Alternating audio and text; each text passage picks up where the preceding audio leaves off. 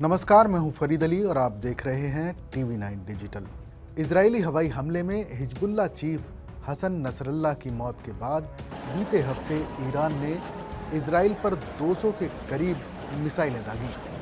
तभी से दोनों तरफ से धमकी और चेतावनी का दौर चल रहा है।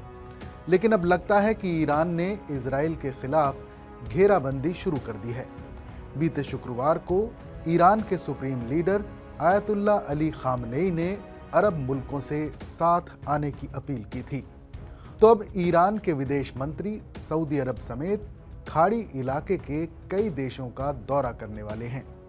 इस दौरे का मकसद इजराइल के खिलाफ मुस्लिम देशों को एकजुट करना है, जिससे इलाके में बढ़ते तनाव और गजा लेबनान में इजराइल के अत्याचार को रोका जा सके। ईरान के विदेश मंत्री अब्बास अरागची सबसे पहले सऊदी अरब का दौरा करेंगे। अपनी इन यात्राओं को लेकर अरागची ने कहा है कि गजा और लेबनान में जारी यहूदी प्रशासन के अपराधों को रोकने और क्षेत्र के बदलते हालातों को लेकर हमारी बातचीत जारी है। उन्होंने कहा कि वो अपने दौरे की शुरुआत रियाद से करेंगे। इसके बाद क्षेत्र के बाकी देशों की राजधानियों का दौरा करेंगे। ईरान के विदेश मंत्री का ये दौरा इजराइल के खिलाफ एक बड़ा मोर्चा तैयार करने की कोशिश के तौर पर देखा जा रहा है।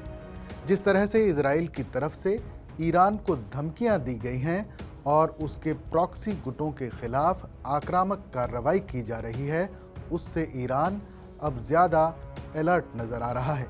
ईरान जानता है कि अगर सऊदी अरब समेत इस क्षेत्र के तमाम मुस्लिम देशों को एकजुट कर लिया जाए तो गजा और लेबनान में जारी हमलों को रोकने के लिए इजराइल पर दबाव डाला जा सकता है।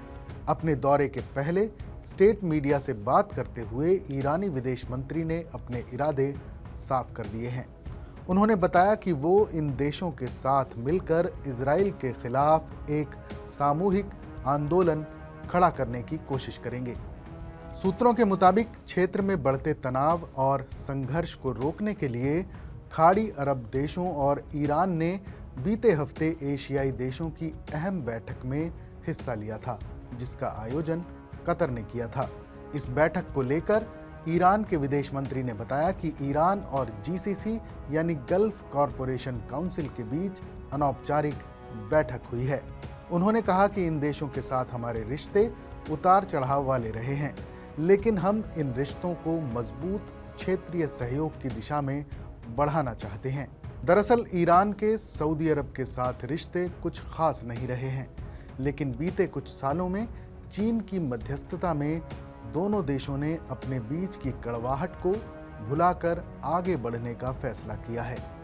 हालांकि बावजूद इसके दोनों के दरमियान कुछ फासले जरूर देखने को मिल रहे हैं। लेकिन पिछले हफ्ते ईरान के सुप्रीम लीडर खामनेई की अपील के बाद एक बड़ा बदलाव देखने को मिला है।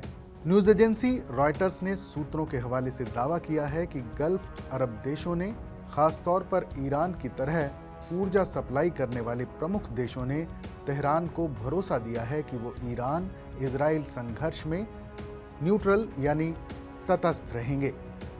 असल में सऊदी अरब समेत कई खाड़ी देशों में अमेरिका के मिलिट्री बेस हैं। माना जाता है कि मिडिल ईस्ट में अमेरिका और इजराइल के बढ़ते दखल में ये मिलिट्री बेस अहम भूमिका निभाते हैं। अगर ईरान और इजराइल के बीच तनाव बढ़ता है तो अमेरिका ईरान के खिलाफ इन मिलिट्री बेस का इस्तेमाल कर सकता है। लिहाजा गल्फ देशों के रुख ने ईरान को बड़ी राहत दी है।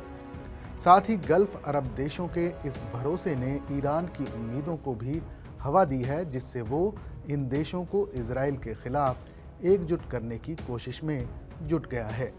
इस खबर पर अपनी राय हमें ज़रूर बताइएगा। बाकी देश और दुनिया की तमाम बड़ी खबरों के लिए देखते रहिए TV9 डिजिटल।